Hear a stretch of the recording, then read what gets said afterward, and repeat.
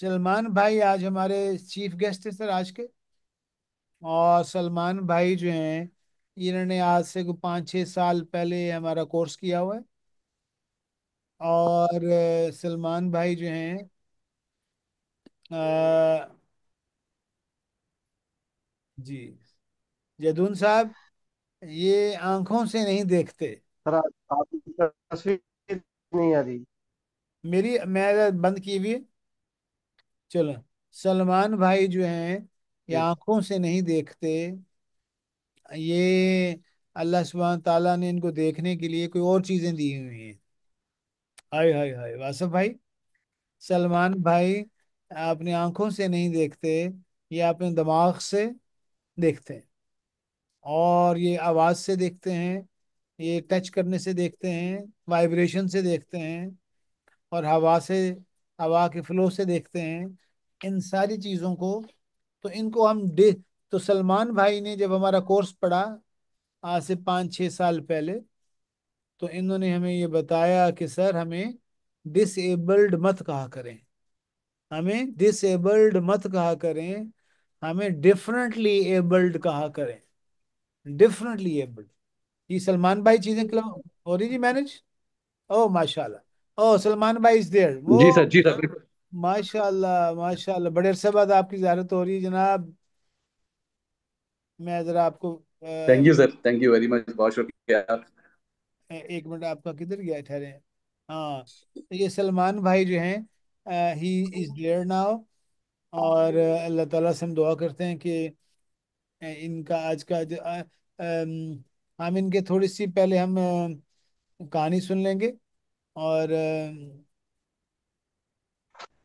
तो हम सलमान भाई की कहानी सुनते। और सलमान भाई थोड़ा सा अपने बारे में बताएं कि आप, सलमान भाई ने, मुझे याद है ये एक दफा कमरे में आए हमारे आईबीए में स्टिक के साथ। लोगों ने कहा जगह दो इनको बैठाओ। तो सलमान भाई ने कहा, कुछ इस तरह कहा कि भाई आप, मैं इंडिपेंडेंट हूँ अल्हम्दुलिल्लाह, आप मुझ पर तरस क्यों खाते हैं सर। अल्लाह ताला ने मुझे यूनिक बनाया है। और उन्होंने बताया था ये कि अगर डॉल्फिन मछली, उसकी आंखें नहीं हैं, उसको आप बेचारा नहीं कहते। आप एक मुर्गी है, मुर्गी उड़ नहीं सकती, आप इसको बेचारा परिंदा नहीं कहते। चिमगादड़ की आंखें नहीं हैं, वो देख नहीं सकती, आप उसको बेचारा नहीं कहते। अरे मुझे भी बेचारा मत कहो। और अगली बात जो सलमान साहब ने कही थी, कुछ इस तरह की थी, मिलती जुलती, कि सर डॉक्टर साहब, ये जिस सेकंड फ्लोर पर आपकी क्लास हो रही है ना, रात को 9 बजे खत्म होती थी। अगर रात को 9 बजे बिजली नहीं चली गई, अंधेरा हो गया, तो डॉक्टर साहब, सबसे पहले मैं उतर जाऊंगा, आप आंखों वाले देखते रह जाएंगे। तो जनाब, वेलकम टू सलमान भाई। सलमान साहब, ओवर टू यू। थोड़ा सा अपनी कहानी सुना दें, और थैंक आप यू, थैंक किसी को कैसे देख रहे यू हैं। सर। और इन्होंने हमारा जो कोर्स पैक था ना, उसको ट्रांसलेट भी कराया ब्रिल में। अपनी कहानी सुना दें जी, बिस्मिल्लाह पढ़ के। आपके जो इस वक्त पार्टिसिपेंट्स हैं, कराची, लाहौर, पेशावर, बहुत गुजरांवाला, शुक्रिया। जी। सऊदी अरब, दुबई, जी। अस्सलाम वालेकुम रहमतुल्लाह, वेलकम जी। Thank you very much. बहुत बहुत शुक्रिया। वालेकुम अस्सलाम, वालेकुम अस्सलाम। अच्छा, सबसे पहले सबको मेरी आवाज़ क्लियर जी आ जी, रही आ है? जी, जी अल्हम्दुलिल्लाह। चलें जी। अस्सलाम वालेकुम अगेन तमाम हमारे यहाँ पर मेंबर्स को, स्पेशली सर आपका बहुत शुक्रिया। बहुत रिगार्ड करते हैं और हर दफ़ा मुझे याद रखते हैं। Thank you very much sir, बहुत शुक्रिया। मेरा नाम सलमान इलाही है। I have done double masters in sociology in IR international relation. इसके अलावा बीएड मैंने कंप्लीट किया है फ्रॉम इंडस यूनिवर्सिटी, और उसके बाद एंटरप्रेन्योर डिप्लोमा मैंने कंप्लीट किया है फ्रॉम आईबीए यूनिवर्सिटी।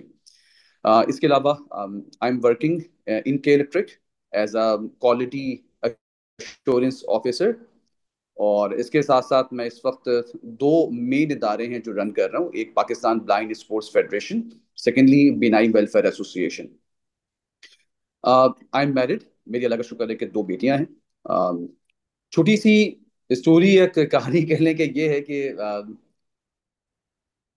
मुझे लगता है कि वाकई हम सब इस वक्त एक ऐसे शख्स को जिसको नजर ना आता हो, जो दिखाई जिसको दिखाई ना देता हो, जो ब्लाइंड है, उसको सब लोग समझते हैं क्या है ये शख्स, अंधा है, माजूर है, डिसेबल है। लाइफ में कुछ नहीं कर सकता। यही हम वर्ड्स हैं जो कि बचपन से सुनते हुए आए हैं, अनफॉर्चुनेटली। और यही वर्ड्स हम सुन सुन के बड़े हुए हैं। अब ये वर्ड सुनने के बाद दो रास्ते होते हैं। मुझ जैसे अफराद, मुझ जैसे शख्स जिनको नजर नहीं आता, हु आर ब्लाइंड, वो या तो ये सोचते हैं कि yes we are blind, we are माजूर, we can not do anything, तो हमें हर चीज प्लेट पे रखी हुई मिलनी चाहिए, और वो बैठ जाते हैं। मसला ये है कि इसके लिए सबसे पहले अपनी खुदी को बेचना पड़ता है, अपनी रिस्पेक्ट को आपको सेल आउट करना पड़ता है, जब जाके आपको ये चीज मिलती है। मेरा सिर्फ ये हुआ कि मैंने सोचा नहीं, I have to do something. मैंने सोचना शुरू कर दिया, लोगों से पूछना शुरू कर दिया कि what blind person can do. सबसे पहले मुझे पता लगा कि yes, blind person can get education. उनके स्कूल्स होते हैं, स्पेशल स्कूल्स होते हैं, जहां से वो अपनी एजुकेशन हासिल कर सकते हैं। मैंने अपनी एजुकेशन को वहां से स्टार्ट किया, और अल्लाह का शुक्र है कि एजुकेशन जर्नी आपको ऑलरेडी मैं बता चुका हूँ। उसके बाद मैंने अपनी जॉब स्टार्ट की। मुझे जॉब का पता लगा, मैंने जॉब स्टार्ट की। हम डिसेबल हैं, हम वाकई माजूर हैं।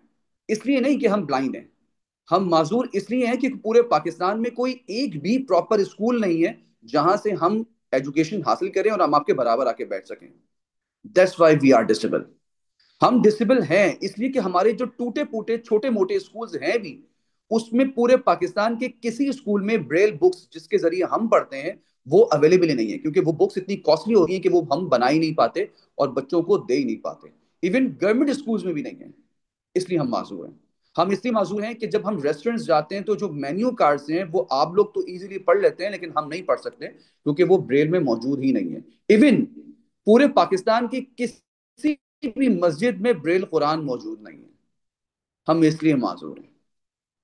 अगर हम बात करते हैं कि हम रास्तों की बात करते हैं, तो रास्ते हमारे एक आम शख्स के लिए, एक नॉर्मल शख्स के चलने के लिए नहीं है, तो हम तो बेचारे कहाँ जाएंगे।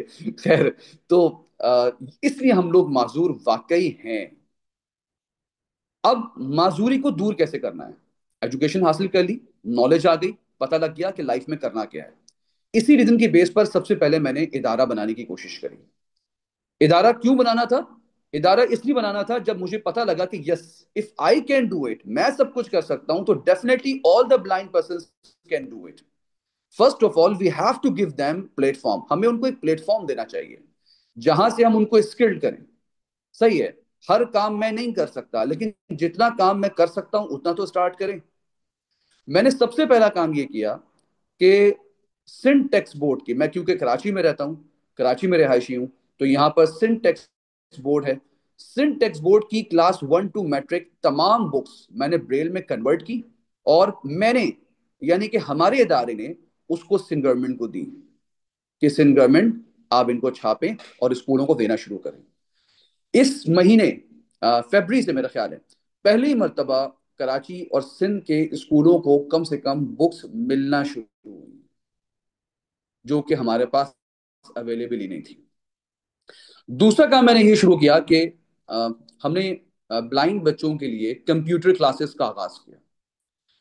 आप लोग में से हो सकता है बहुत सारे लोग ये ना जानते हो कि ब्लाइंड शख्स इस वक्त कंप्यूटर और मोबाइल एग्जैक्टली उसी तरीके से यूज कर सकता है जिस तरह आप लोग यूज कर रहे हैं।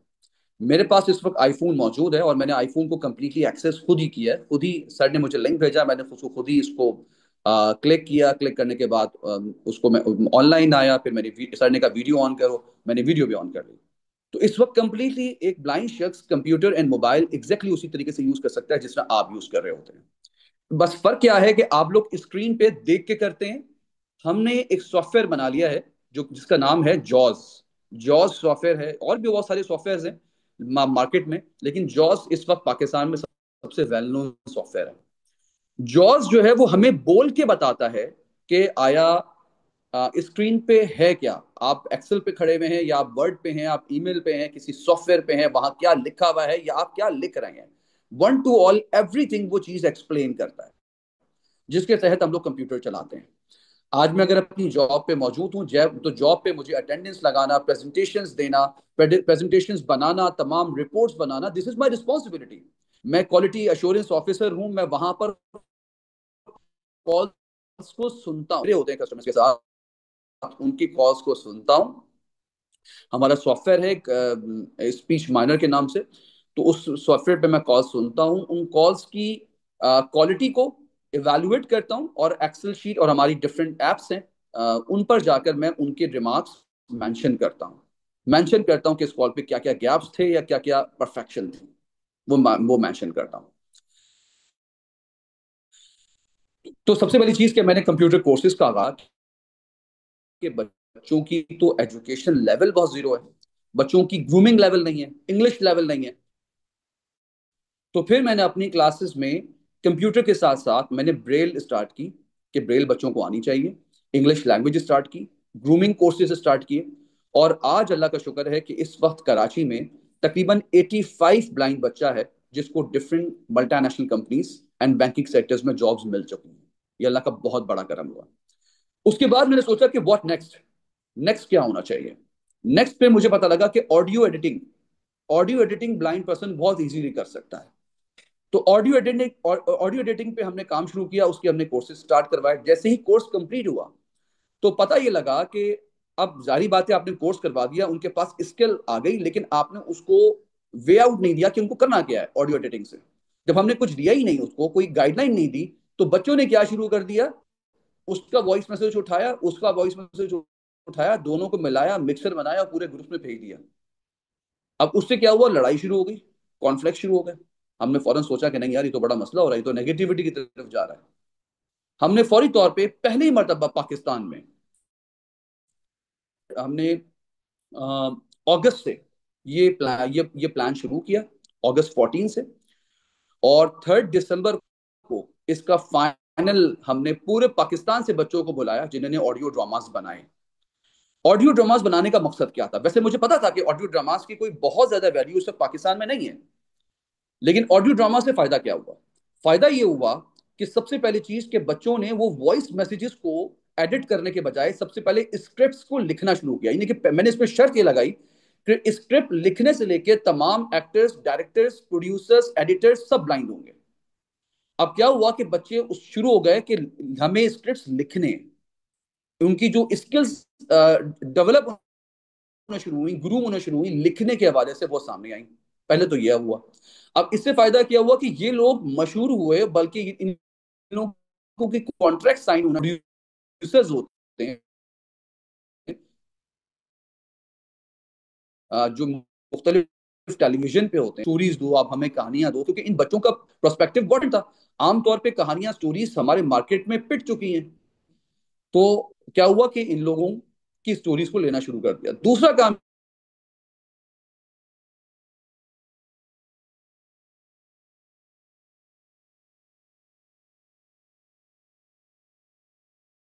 चैनल्स पे, तो वहां पे उनको बुलाना शुरू हो गया। बल्कि रेडियो पाकिस्तान के बड़े बड़े लोग जो है वो आए हुए थे। शमशाद साहब हैं, एक हैं जो कि वॉइस ओवर करते हैं और मुख्तलिफ ड्रामास करते हैं रेडियो पाकिस्तान में, वो भी वहां पर आए हुए थे। तो यहाँ पे एक नई फील्ड इनकी ओपन हो गई। फिर उसके बाद ऑडियो एडिटिंग, ऑडियो एडिटिंग करके ड्रामास को बनाना, परफेक्शन पे लाना, साउंड इफेक्ट्स डालना, ये तमाम चीज जो है वो ब्लाइंड के सामने आई।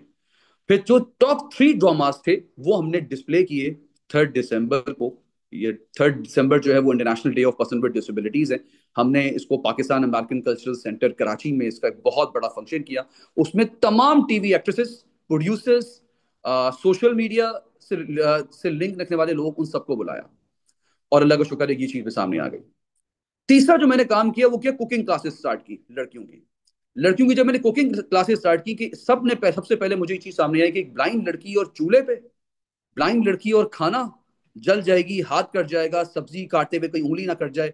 मुझे बहुत अच्छी तरह पता थी कि ऐसा कोई सीन ब्लाइंड लोगों के लिए नहीं है। ये सिर्फ मिथ्स हैं, ये सिर्फ लोगों की एक इमेजिनेशंस हैं कि ब्लाइंड पर्सन अगर करेगा तो कोई ना कोई गड़बड़ हो जाएगी। मैंने इसको शुरू किया और हमने बिल्कुल ओरिएंटेशन से स्टार्ट किया, कि यहां से शुरू किया कि स्पून क्या होता है, एक फोक कांटा क्या होता है, नाइफ छुरी क्या होती है, वेजिटेबल्स क्या है, फ्रूट्स क्या है। यहां से ओरिएंटेशन स्टार्ट की, करते करते उनसे रोटियां बनवाई, शेक्स बनवाए, बिरयानियां बनवाई, मुख्तलिफ चावल बनवाए, खाने बनवाए। और अल्लाह का लाख लाख शुक्र है कि पाकिस्तान में पहली मरतबा अभी 2023 में, 23 दिसंबर में एक नेशनल कंपटीशन हुआ ब्लाइंड लोगों का, कि पूरे पाकिस्तान से 75 ब्लाइंड बच्चों ने पार्टिसिपेट किया। उसकी टॉप 10 पोजीशंस अनाउंस हुई, और अल्लाह का करना ये हुआ कि वो पूरी टॉप 10 पोजीशंस हमारे इदारे की थी। अल्लाह का बहुत बड़ा करम। फिर उसके बाद हमने स्पोर्ट्स पे प्लान किया, क्योंकि मैं खुद अच्छा मैं बताता चलूं कि मैं खुद पाकिस्तान की ब्लाइंड क्रिकेट टीम में खेलता रहा हूँ। 2002 का वर्ल्ड कप मैंने खेला था, और उसके बाद 2004 में सीरीज हुई थी, मैंने वो भी खेली थी। 2006 का वर्ल्ड कप भी पाकिस्तान में हुआ था। तो मैं पाकिस्तान टीम का पार्ट रहा हूँ। और 2002 के वर्ल्ड कप हम लोग, और 2006 का वर्ल्ड कप हम लोग जीते थे। उस वक्त मैं पाकिस्तान टीम का पार्ट था।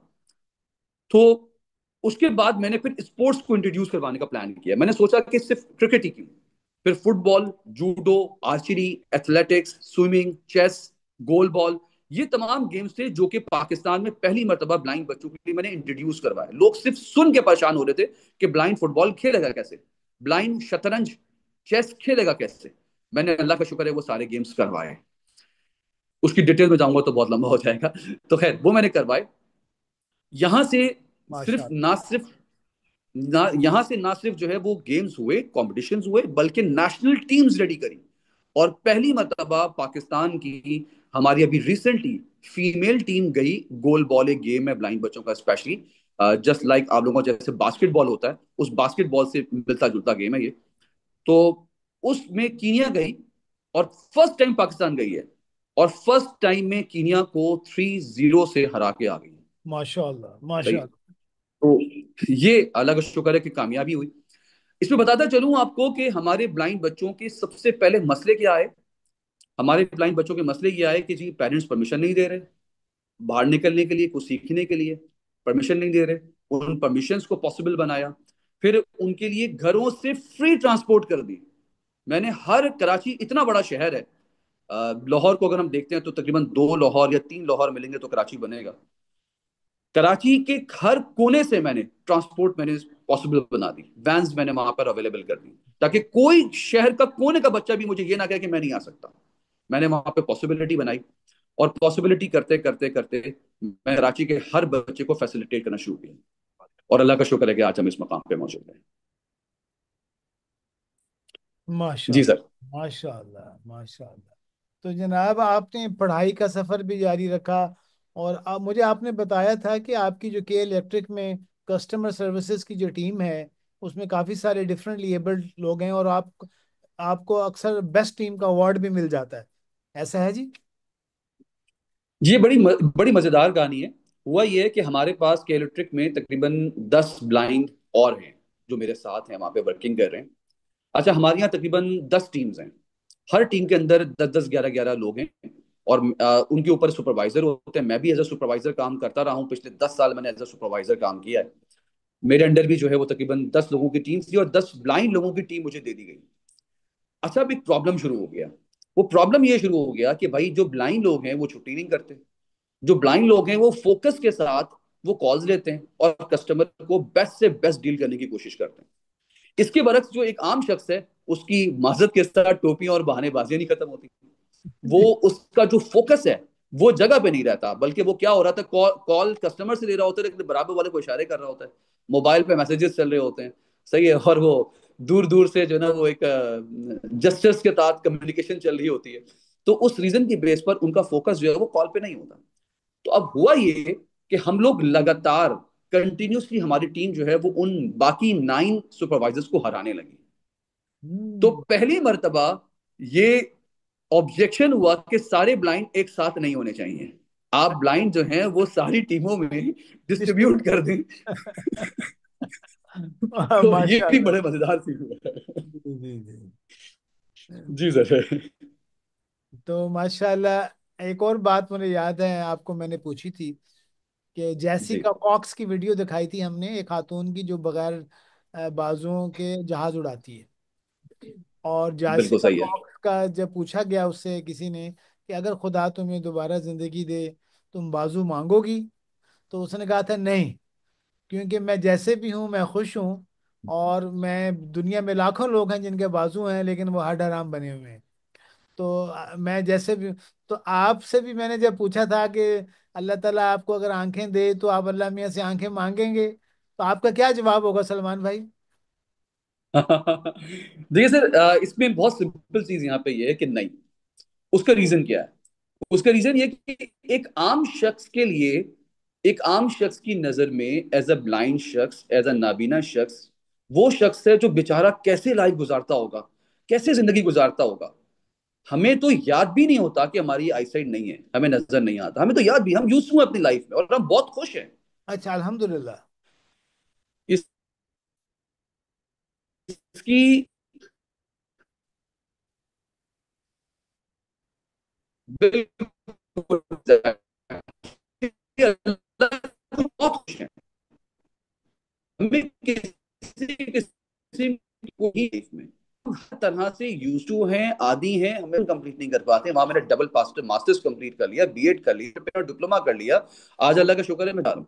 तो मुझे तो याद भी नहीं है कि मैं मुझे सीधी वहां मुझे याद पता है कब आता है ब्लाइंड, मैं ब्लाइंड हूँ, मुझे जब याद आता है जब मैं अननोन लोगों में बैठता हूँ जाकर, और वहां वहां जब आवाज आती है, अल्लाह बेचारा, अल्लाह बेचारा, तो मुझे याद आता है, ओ आई एम ब्लाइंड, मुझे नजर नहीं आता। अदरवाइज मुझे तो अपनी लाइफ में याद नहीं है। अल्लाह का शुक्र है मेरी बेटियां हैं, हम लोग फुल एंजॉय कर रहे होते हैं, गेम्स खेलते हैं, हम लोग फुल जो है वो तफरीयां करते हैं, हम किसी किस्म का प्रॉब्लम। मेरे मामू कई दफा मुझे कह चुके हैं, भाई अमेरिका लंदन चलते हैं, कैसा इलाज आ गया है भाई। बात यह है, एक लाइटर नोट में, एक मजाक के हद तक, बहुत सारी रिस्पॉन्सिबिलिटी से हम बताते हैं, आप लोगों के ऊपर डबल रिस्पॉन्सिबिलिटी होती है। सही। बल्कि कि अब हम लोग नीचे कैसे जाएं, बाहर कैसे जाएं। और मैंने उनका हाथ पकड़ा और सबको कहा एक दूसरा हाथ पकड़ लो, और मैं आगे एक ट्रेन का इंजन बन के सबके डब्बे पीछे लगाए, और सबको मैं स्कूल से, यूनिवर्सिटी से, कॉलेज से बाहर ले गया। तो यकीनन ऐसा भी हुआ लाइफ में। तो लाइफ बहुत मजे वाली है, उसको एंजॉय करना चाहिए। हम सबसे पहले अपने दिमाग से, अपनी जिंदगी से मायूसी और नेगेटिविटी निकाल देना, और ये सोच लें कि yes I have to do, मुझे करना है, तो यकीन कीजिएगा लाइफ में मुश्किल कोई नहीं है। जी माशाल्लाह। किसी के जहन में कोई सवाल आ रहा हो सलमान भाई से, चंद मिनट में हम पूछ लेते हैं जनाब।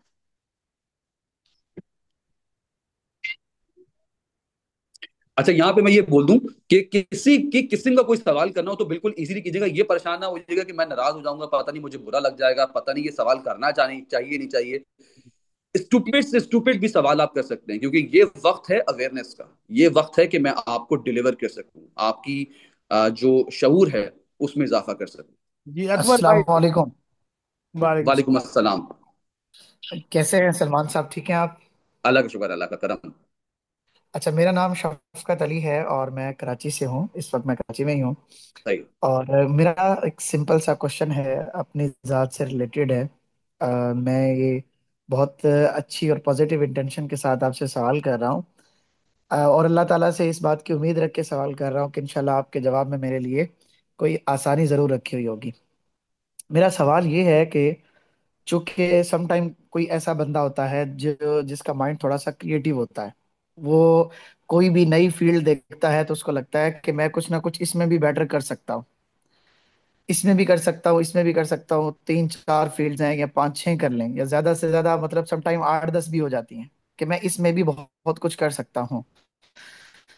तो कहीं जाके यही उसकी क्रिएटिविटी उसके लिए थोड़ी सी प्रॉब्लमेटिक हो जाती है कि चूंकि वो तीन चार जगह पे हाथ डाल देता है, तो बाद में फिर चीजें मैनेज नहीं होती। तो फिर उसका दिल जो होता है ना, वो दिल बर्दाश्त भी होता है कि मैं एक के ऊपर स्टक भी नहीं रहना चाहता हूँ, और तीन चार मैं कर भी नहीं पा रहा हूँ।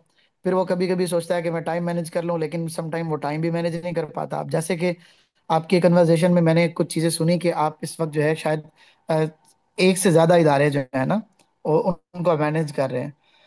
तो क्या आप इस हवाले से कुछ गाइड कर सकते हैं कि ये जो बंदा तीन से चार चीजें अच्छे अंदाज से करना चाहता है, फील्ड्स जो हैं ज्यादा रेलेवेंट नहीं है आपस में, थोड़ी थोड़ी रेलेवेंट है।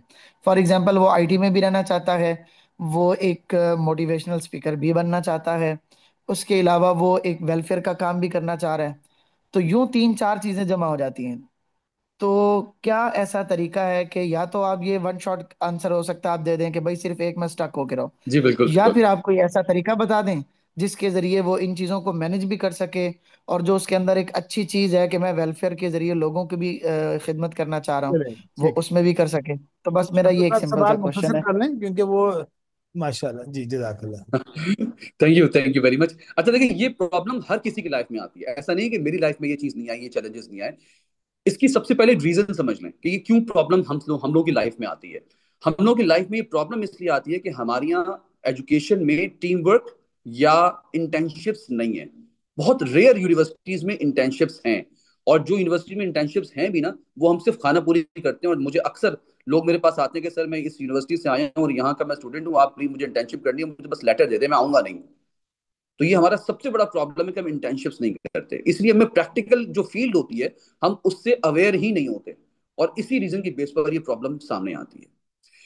सबसे पहले मैंने क्या किया, आपको इससे अंदाजा हो जाएगा। मैंने अपने इदारा बनाने से पहले तकरीबन 3 साल एक ऑर्गेनाइजेशन को सर्व किया वॉलेंटियरली। सही है, वॉलेंटियरली क्यों सर्व किया? ताकि मैं देखना चाह रहा था कि होता क्या है, ऑर्गेनाइजेशंस वर्क कैसे करती हैं, एक वेलफेयर का इदारा काम कैसे करता है, वहां पर जी जी। चैलेंजेस क्या आते हैं। 2014 से लेकर 2017 तक मैंने वॉलेंटियरली वर्क किया, तो मुझे इदारे का समझ में आया और मैं ग्रूम हुआ। 2017 में जाके मैं अपना इदारा बनाने के काबिल हुआ। तो सबसे पहली चीज बहुत सिंपल चीज है, आप सिर्फ सिक्स सिक्स मंथ, बल्कि 6 मंथ में मैं ज्यादा बोल रहा हूं, आप 3 मंथ्स अपनी रेलेवेंट फील्ड्स में आप कहीं जाकर कहीं छोटी मोटी जॉब, या अगर आपको कोई वेलफेयर है तो वहां पर आप वेलफेयर का काम करें, जाके करें इंटर्नशिप टाइप। लेकिन ये याद रखिएगा, ये वॉलंटियरली होना चाहिए, या जी जी। बहुत छोटी जॉब होनी चाहिए, बेसिक होनी चाहिए। उसकी वजह क्या है, आप अगर एक दफा कमाने में लग गए तो फिर आप सीख नहीं सकते। सही है। बिल्कुल। तो आप अपनी रेलेवेंट फील्ड्स में 3 3 मंथ्स सर्व करें। आप यकीन कीजिएगा कि आपको सबसे पहले अंदाजा हो जाएगा कि आपकी स्ट्रेंथ कहाँ है और आपकी वीकनेसेस कहाँ हैं। आप क्या काम कर सकते हैं और क्या काम नहीं कर सकते, किस चीज में आपका पैशन मौजूद है और किस चीज में आपका पैशन मौजूद नहीं है। एक तो ये चीज याद रखिए, आप खुद ब खुद सीख जाएंगे। दूसरी ठीक चीज, हो गया। वैसे तो मैं ये जानता हूं कि कुछ इंटेलिजेंट लोग ऐसे होते हैं जो बैक वक्त 3 3 4 4 फील्ड्स को साथ लेकर चलते हैं, लेकिन मैं इसका मशवरा कभी नहीं दूंगा। मैं ये हमेशा ही कहता हूं कि आप सिर्फ एक चीज पे पहले फोकस करें, उसको फोकस करके स्टार्ट करें। उसमें आपको दो चीजें सामने आएंगी।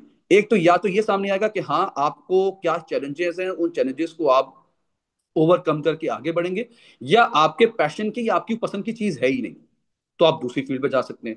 लेकिन अगर आप एक साथ सारी जगहों पे जाएंगे तो आपका माइंड, हम लोग क्योंकि पाकिस्तान में रहने वाले लोग स्पेशली वो बहुत ज्यादा ग्रूम्ड नहीं है, बहुत क्लियरली मैं बता रहा हूँ प्रैक्टिकली, हम ग्रूम नहीं है, हम एक वक्त में कई मल्टीपल टास्क नहीं कर सकते। तो बेहतर है कि हम एक जगह पे पहले अपने आप को ग्रूम करें, फिर सेकंड पे आए, फिर थर्ड पे आए। पहले अपने आप को ग्रूम करें और फिर वेलफेयर पे आए। वेलफेयर को हम लोग ये समझते हैं कि जब तक हम वेलफेयर बाकायदा नहीं करेंगे वेलफेयर नहीं होगा, ऐसा नहीं है। आप वेलफेयर किसी मस्जिद, किसी इदारे, किसी जगह पे आप आधा घंटा दें, 10 मिनट दें, 1 घंटा दें, सही है, और जाके आप करके आ जाए, उससे आपका वेलफेयर भी हो जाएगा। आपको अगर कुछ सीखने को भी मिल जाएगा और आगे आपको आहिस्ता आहिस्ता समझ में भी आना शुरू हो जाएगा। तो छोटे छोटे स्टेप्स लेके आगे बढ़े, आप यकीन करें कि आप सक्सेसफुल हो जाएंगे। माशाल्लाह, जी कमाल कर बिल्कुल। दिए, अल्लाह अकबर। Amazing answer. तो जनाब ये इफेक्चुएशन थ्योरी वाले आंसर हैं। जी जनाब, कोई और क्वेश्चन पूछना चाह रहे हैं जनाब हमारे साथी? माशाल्लाह माशाल्लाह। एनी क्वेश्चन, अकबर साहब कुछ पूछना चाह रहे थे? जी जदून साहब। ये सर, ये सवाल ये है कि जो लोग 60 की दहाई में हैं इस वक्त, 60 ईयर ओल्ड, एंड वो समझते हैं अभी तक हमने दुनिया में कुछ भी नहीं किया, तो अभी कैसे स्टार्ट ले सकते हैं? ये 60 डॉक्टर तक जॉब करते रहे। जी सर। ये डॉक्टर जदून साहब सऊदी अरब में होते हैं, जद्दा में। सही। और जी इनकी जी। एक अहलिया फिलीपीन की है माशाल्लाह। और ये पीएचडी भी की हुई है, तो ये सवाल पूछते हैं जदून भाई जी। बिल्कुल सही है। अच्छा देखिए, सबसे पहली चीज कि हम लोग ना दरअसल कामयाब होने के लिए काम सोच रहे होते हैं, हम काम नहीं सोच रहे होते। अगर हम सिर्फ काम सोचें तो आसपास आपको 200 काम नजर आएंगे।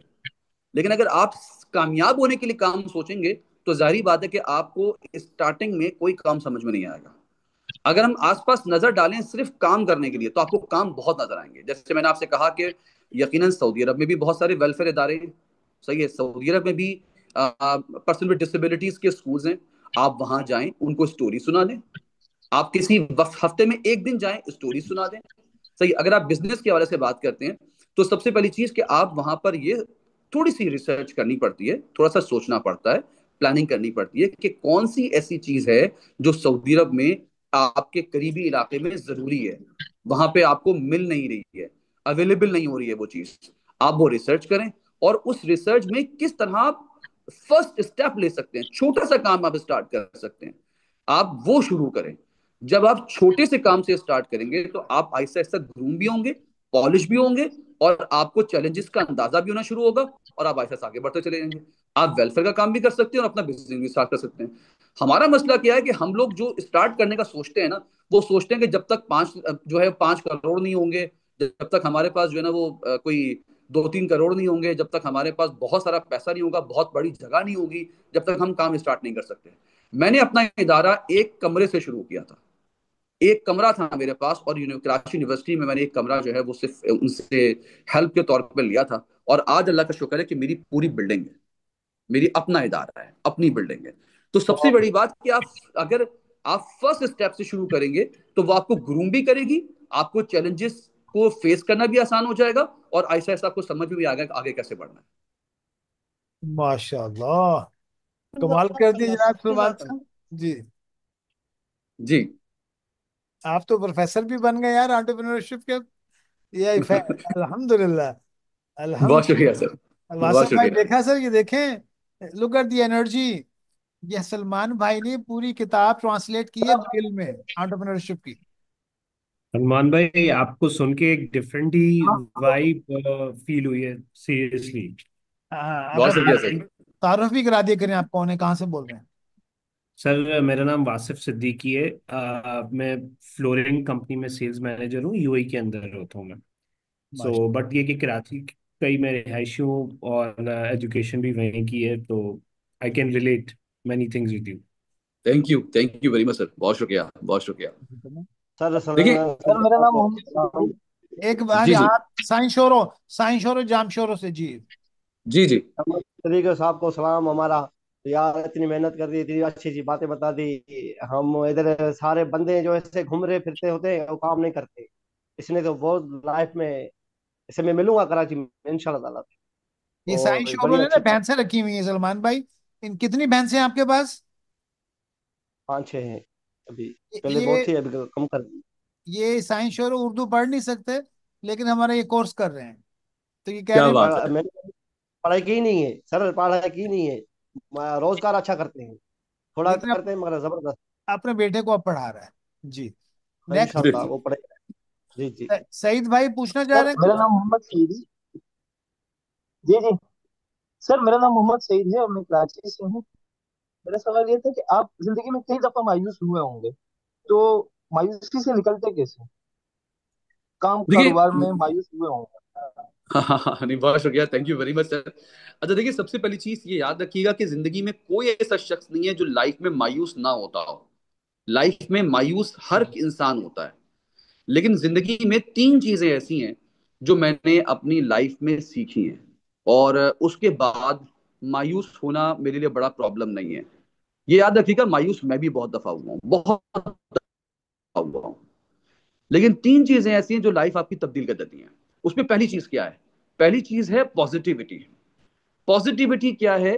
कि आपको हर हाल में सिर्फ और सिर्फ ये सोचना है कि यस, बेहतर होगा। आपको ये सोचना है कि ये चीज अचीव कर लूंगा, ये चीज हासिल कर लूंगा। यही सोचना है, ये सोचना ही नहीं है कि ये नहीं हो सकता। ये ये सोचना ही नहीं है। अच्छा, मेरी आवाज आ रही है आप लोगों को? जी जी जी आ जी रही आ सर। रही आ रही आ रही सर, आ रही। तो सॉरी, वो बीच बीच में कॉल आ गई थी, मैंने कहा शायद अब आ मेरी रही। आवाज चली गई होगी। खैर, चलिए जी। अच्छा, मैं बता रहा था आपको कि सबसे पहले पॉजिटिविटी आपको सोचनी है। आपको ये सोचने, आपके माइंड में ये चीज नहीं होनी चाहिए कि मैं ये नहीं कर सकता या ये काम नहीं हो सकता। अगर आपने जो जो आपका ये माइंड है ना, ये एक ऐसी मशीन है, बल्कि ऐसी मैन्युफैक्चरिंग डिवाइस है, इससे ऐसी रेजेस निकलती हैं कि ये टोटल डिपेंड करता है आपके गुमान पे, आपकी सोच पे। अल्लाह ताला फरमाता है ना कि जैसा गुमा करोगे वैसा मिलेगा। अगर आपके गुमा में ये है कि yes you can do it, आप कर सकते हो, तो यकीन कीजिएगा आप सब कुछ करेंगे।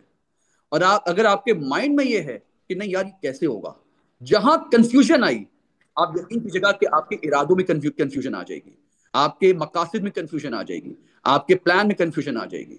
तो याद रखिए कि सबसे पहले अपनी पॉजिटिविटी लेकर आनी है आपको। सेकंड चीज ये कि मैंने अपनी ये आदत बनाई है। ये आदत बनाना बहुत मुश्किल है, लेकिन ये जहन में रखिएगा बहुत इजीली आदत बन सकती है। और मैंने अपनी आदत बनाई है कि जिस दिन कोई इवेंट हो, जिस दिन कोई ऐसा नेगेटिव इवेंट हो जो आपको मायूस कर रहा है, अगले दिन सुबह उठने के बाद आपको पिछली बात सोचनी नहीं है, अपने आप को रिन्यू कर लेना है। और रिन्यू करने के बाद सिर्फ ये सोचना है कि what next, what should be new, आपको नया क्या करना है, अगला क्या करना है। सही है, ये आप सोचना शुरू करेंगे तो आप पुरानी चीजें भूल जाएंगे। आप जितनी देर नेक्स्ट नहीं सोचेंगे, आप यकीन करें कि इंसान की फितरत है कि वो पुरानी बात को याद रखता है। जहां आपने नेक्स्ट सोचना शुरू कर दिया वहां पुरानी बात भूलेंगे। सही है, तो आप नेक्स्ट जो है ना वो सोचना शुरू कर दें। और तीसरी चीज जो हमारे लोग नहीं करते, याद रखिए कि अल्लाह की मदद के बगैर कुछ नहीं होना। तो अल्लाह की मदद बहुत जरूरी है। और मैंने अल्लाह की मदद सबसे ज्यादा जो पाई है, सबसे ज्यादा जो मैंने अल्लाह की मदद हासिल की है, वो मैंने तहज्जुद के वक्त पे की है। मुझे याद नहीं कि मैंने कोई तहज्जुद के वक्त पे अल्लाह से सच्चे दिल से सही मानों में लॉ लगा के अल्लाह से कुछ चीज मांगी और मुझे ना मिली हो। ऐसा हुआ नहीं कभी ऐसा। तो बस ये तीन चीजें ऐसी हैं जिसको आप लोग फॉलो कर लें, इंशाल्लाह आप सक्सेसफुल होंगे। माशाल्लाह, जज़ाकल्लाह। कबूल फरमाए। बस दो चार रह गए सवाल, क्विकली आपका टाइम ले रहे हैं।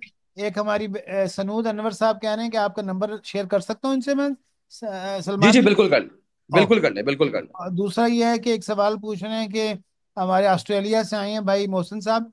वो पूछ रहे हैं कि आपके इदारे का नाम, वेबसाइट है? जी जी, सॉरी सर, हाँ बोलिए सर। आप आपके इदारे का कोई नाम और वेबसाइट है कोई? जी, बिनाई वेलफेयर एसोसिएशन है। बिनाई, बिनाई के नाम से BINAE। ओके। ओके। सही है, BINAE इसका फेसबुक पेज भी है, आप ओके। वहां को भी विजिट कर सकते हैं। लो, बिल्कुल इंशाल्लाह। आखिरी सवाल ले लें आपसे ताकि आप बिजी हैं इस वक्त। आदिल हुसैन साहब, आदिल साहब कराची से पूछना चाह रहे हैं। जी अस्सलाम वालेकुम। वालेकुम। मेरा नाम आदिल आदिल हुसैन है जी और मैं कंप्यूटर साइंस का प्रोफेशन है मेरा। मैं तकरीबन 20 साल से ज़्यादा हो गए इस प्रोफेशन में काम करते हुए। मैं बहुत ज़्यादा मुतासिर हूँ आपकी कहानी से। लेकिन बहरहाल मेरे पास कोई ऐसा सवाल तो नहीं आया, बस मेरे जहन में सिर्फ यही सवाल आया कि आपके पास कोई सिंगल मोस्ट इम्पॉर्टेंट एडवाइस है, ये जो अ, जिनके पास बीनाई है और वो बीनाई होते हुए भी हिम्मत नहीं कर पाते अपने गोल्स को अचीव करने के लिए, बड़े काम करने के लिए।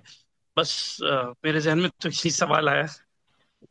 देखिए, अ, घर में बैठ के ना कभी मोटिवेशन नहीं आती। हमारा सबसे बड़ा प्रॉब्लम क्या है कि हम, मैं बताऊं, उसमें छोटी सी आपको मैं एक चीज बता देता हूं कि हम क्यों मोटिवेट रहते हैं, मैं क्यों मोटिवेट रहता हूं। लास्ट ईयर हुआ ये कि ऐसे ही मैं बैठा हुआ था और हमारे स्टूडेंट्स पास आउट हो रहे हैं, सक्सेसफुल हो रहे हैं। तो मैंने एक दिन बैठ के ऐसे ही सोचा कि मैंने कहा इन स्टूडेंट्स को क्यों ना मैं कोई एक्टिविटीज दूं। और रोटरी क्लब के बारे में बहुत सारे लोगों ने सुना होगा। पाकिस्तान में पहली मर्तबा, अच्छा, पाकिस्तान में तकरीबन 180 रोटरी क्लब्स हैं।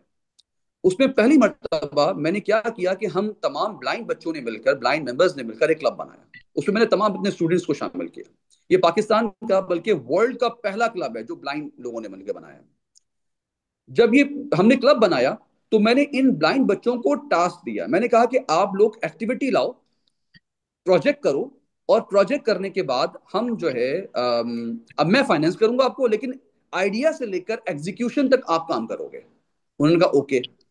हम सबसे पहले गए, एक बच्चे ने आइडिया दिया कि हम लोग जाएंगे ओल्ड एज होम।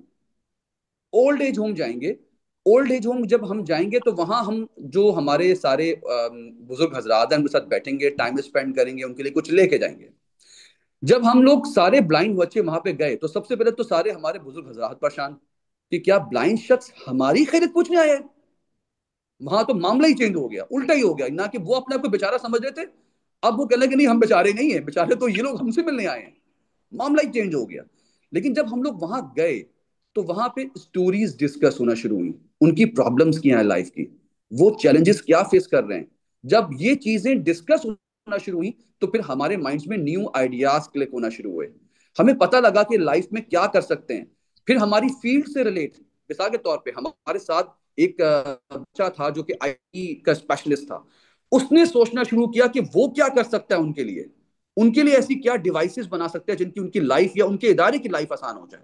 वहां पर एक आर्किटेक्चर स्टूडेंट था, जो नॉर्मल स्टूडेंट हमारे साथ गया था एक आर्किटेक्चर वॉलंटियर के तौर पे। उसने सोचना शुरू कर दिया कि इनके इदारे को हम बेस्ट स्ट्रक्चर कैसे बना सकते हैं।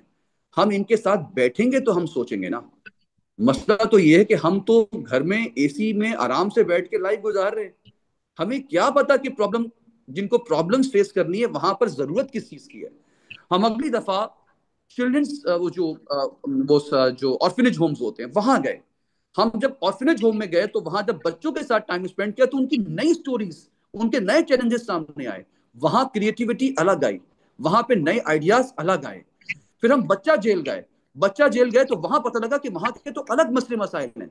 जब इन जगहें जाएंगे, टाइम गुजारेंगे तो आपको पता लगेगा ना कि क्रिएटिविटी लानी क्या है, करना क्या है। हम तो सिर्फ ड्राइंग रूम में बैठते हैं या बेडरूम में बैठते हैं। यकीन कीजिएगा क्रिएटिविटी कभी भी नहीं आएगी।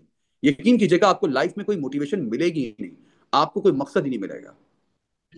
माशाल्लाह, इसका होता हम ये यही कहते हैं इस कोर्स में, बर्ड इन हैंड को डेवलप करना है। बर्ड इन हैंड के लिए ट्रैवल करें, खिदमत करें, स्लम्स एरियाज में जाएं, गरीबों की हेल्प करें, लोगों से सीखें, मोहब्बत करें।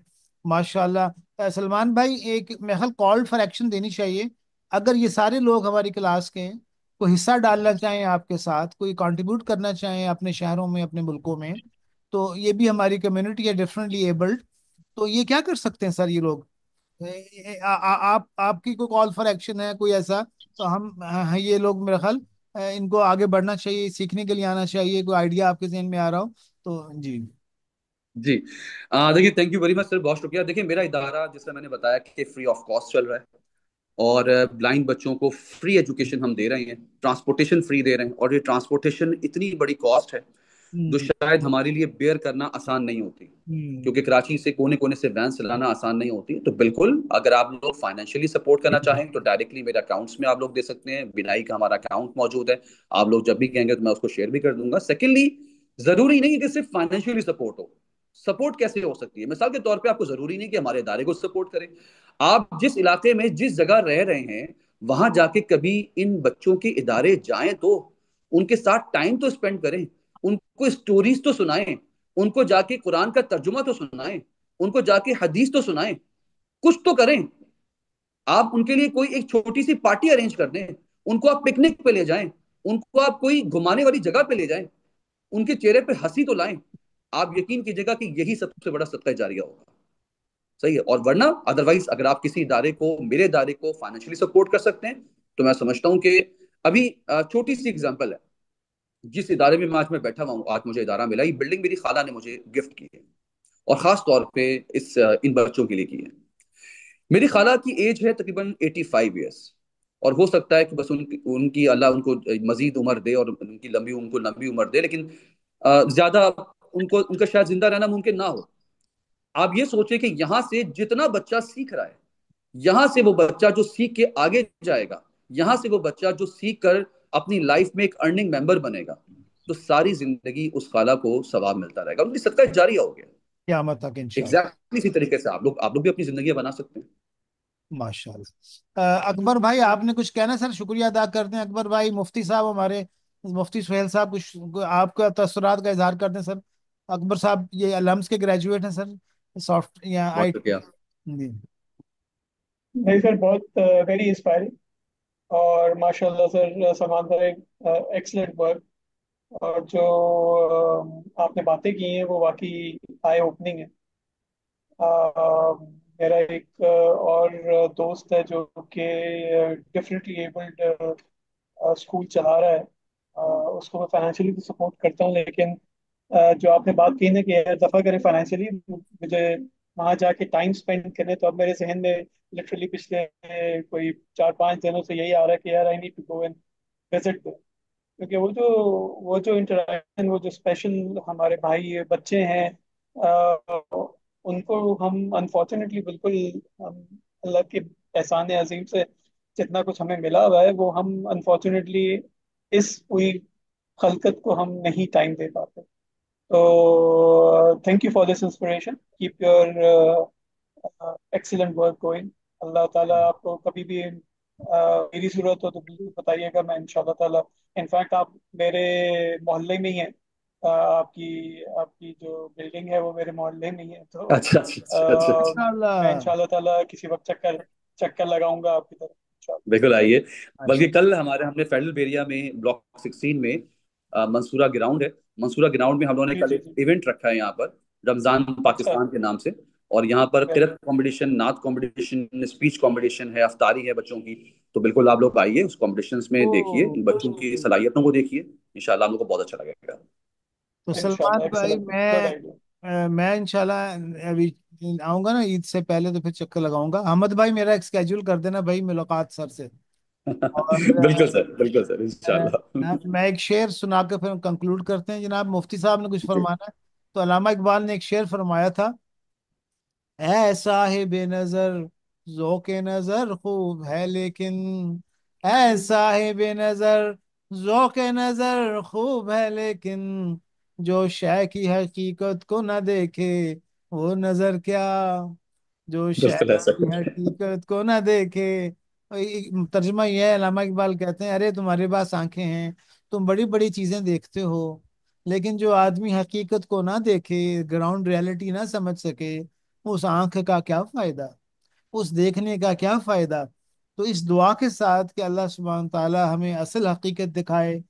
और असल हकीकत अम्बिया अलैहिस्सलाम बताते थे, ऐ पूरी दुनिया के इंसानों, तुम दुनिया में मुख्तसर ज़माने के लिए आए हो, तुम हमेशा की ज़िंदगी के मुसाफिर हो, और हमेशा की ज़िंदगी शुरू होने वाली है। तुम्हारी अल्लाह से मुलाकात होनी है, और तुम्हारे इर्द गिर्द जितनी भी चीज़ें हैं, दरख्त, दरिया, समुंदर, पहाड़, ये सब खुदा की निशानियां हैं। और ये बंदे भी सब खुदा की निशानियां हैं। जनाब ये हकीकत अल्लाह हमें दिखा दे, ठीक है जनाब। तो सलमान भाई के लिए बहुत दुआएं, बहुत शुक्रिया। और इन्होंने फौरन, ये फौरन फोन इनका वो जो सॉफ्टवेयर है ना, मैसेज लिखते हैं टाइप करके, ये सुनते हैं फौरन जवाब भी देते हैं। ये इनकी खूबी है कि जल्दी जवाब देते हैं। ठीक है सर, आपकी बेटियों को सलाम, आपकी अहलिया को सलाम, आपके इदारे को सलाम। बहुत शुक्रिया आप। अरे बहुत शुक्रिया sir, thank you very much. And बहुत अस्सलाम बहुत शुक्रिया तमाम शुक्रिया। लोगों के लिए, मेरे लिए, मेरे आप इदारे के लिए दुआ कीजिएगा, ताकि इन मजीद बच्चों को बहुत हम लोग इंशाल्लाह शुक्रिया। फैसिलिटेट मैं कर नंबर सकें। शेयर कर दूंगा आपका। जी बिल्कुल। जज़ाकल्लाह, अस्सलाम वालेकुम रहमतुल्लाह। अस्सलाम थैंक यू सर, अल्लाह वालेकुम प्लीज हाफिज़। सलमान tomorrow। साहब, बहुत बहुत शुक्रिया आपका। जज़ाकल्लाह खैर। अस्सलाम वालेकुम।